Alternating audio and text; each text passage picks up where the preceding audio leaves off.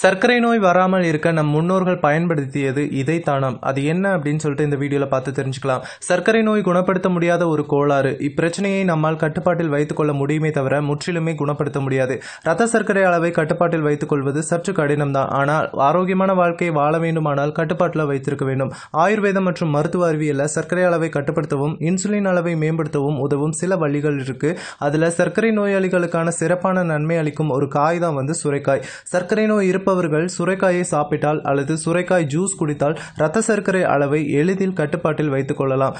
சுரைக்காய் மற்றும் சர்க்கரை நோய். சுரைக்காயில 92% நீர்ச்சத்து மற்றும் 8% நார்ச்சத்து இருக்கு. மேலும் இதுல கார்போஹைட்ரேட் இல்லை அப்படின்றதுனால இது சர்க்கரை நோயாளிகளுக்கு மிகவும் ஆரோக்கியமான காய்கறியாக கருதப்படுது. சுரைக்காய் ரத்த சர்க்கரை அளவு மற்றும் இன்சுலின் அளவை பராமரிக்க உதவுது. சர்க்கரை நோய் உள்ளவர்கள் தினமும் சுரைக்காயை எடுத்தால் ரத்த சர்க்கரை அளவு மாயமாக குறைவதை காணலாம். ஆய்வு 2013ஆம் ஆண்டு இந்திய வேதியியல் தொழில்நுட்ப நிறுவனம் மேற்கொண்ட ஆய்வுல இந்தியாவில் உட்கொள்ளும் காய்கறிகள்ல காணப்படுற நொதிகள் வகை 2 நீரிழிவு மற்றும் உடல் பருமனை குறைக்க உதவியது அப்படின்னு சொல்லிட்டு தெரிய வந்திருக்கு. முள்ளங்கி. இந்த ஆய்வுல முள்ளங்கி சர்க்கரை நோயை கட்டுப்படுத்த உதவும் காய்கறியாக கண்டறியப்பட்டது. முள்ளங்கிக்கு அடுத்தபடியாக சுரைக்காய் தான் ரத்த சர்க்கரை அளவை கட்டுப்படுத்துவதாகவும் கண்டுபிடிக்கப்பட்டது.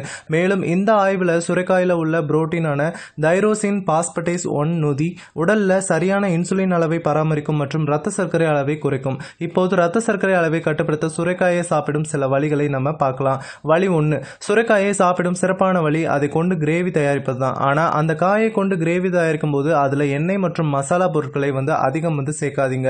வழி 2.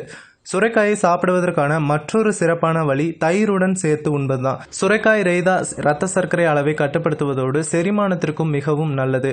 வழி 3.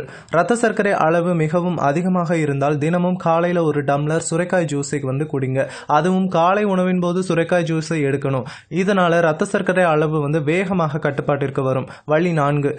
சுரைக்காயை சாலட் வடிவிலும் சாப்பிடுவது சிறப்பான வழி. அதற்கு சுரைக்காயை வேக வைத்து அத்துடன் சிறிது ஆலிவ் ஆயில் சேர்த்து மற்றும் இதர நற்பதமான காய்கறிகளையும் சேர்த்து நீங்க சாப்பிடலாம். வழி 5. சுரைக்காயை பருப்பு வகைகளுடன் சேர்த்தும் சாப்பிடலாம். அதுவும் சுரைக்காய் மற்றும் ஏதேனும் ஒரு பருப்பை குக்கர்ல போட்டு நீர் ஊற்றி விசில் விட்டு இறக்கி சிறிது உப்பு சேர்த்து நீங்க சாப்பிடலாம். இது ஆரோக்கியமானது மட்டுமின்றி சுவையானதும் கூட. ஆயுர்வேதத்துல சுரைக்காய். ஆயுர்வேதத்துல சுரைக்காய் மிகவும் ஆரோக்கியமான காய்கறியாக கருதப்படுது. ஆயுர்வேதத்தின்படி சுரைக்காய் உடலில் உள்ள பித்தத்தை நீக்கி வயிற்றை குளிர்ச்சியுடன் வைத்துக் கொள்ளும். சுரைக்காய் ஒருவர் உட்கொண்டால் அது வயிற்று பிரச்சனைகளை நீக்குவதோடு செரிமான மண்டலத்தை ரிலாக்ஸாக வைக்கும். அதுலயும் சுரைக்காய் ஜூஸாக குடிப்பதே சிறந்தது. இதனால அதுல உள்ள ஒட்டுமொத்த விட்டமின்கள் மற்றும் கனிம சத்துக்கள் கிடைக்குது. வியூவர்ஸ், இந்த வீடியோ உங்களுக்கு பிடிச்சிருக்கும்னு நினைக்கிறேன். இந்த வீடியோ உங்களுக்கு பிடிச்சிருந்தால் லைக் பண்ணுங்க, ஷேர் பண்ணுங்க. இந்த வீடியோ பத்தின கமெண்ட்ஸ் ஏதாவது பண்ணணும் அப்படின்னா கீழே இருக்கிற கமெண்ட் பாக்ஸில் கமெண்ட் பண்ணுங்க. மறக்காம கீழே இருக்கிற அந்த ரெட் கலர் பட்டனை சப்ஸ்கிரைப் பண்ணிக்கோங்க. கூடவே இருக்கிற பெல் ஐக்கானையும் ப்ரெஸ் பண்ணிட்டீங்கன்னா நம்மளோட சேனல்ல போடுற ஒவ்வொரு வீடியோஸும் உங்களுக்கு அப்டேட்டாக கிடைக்கும்.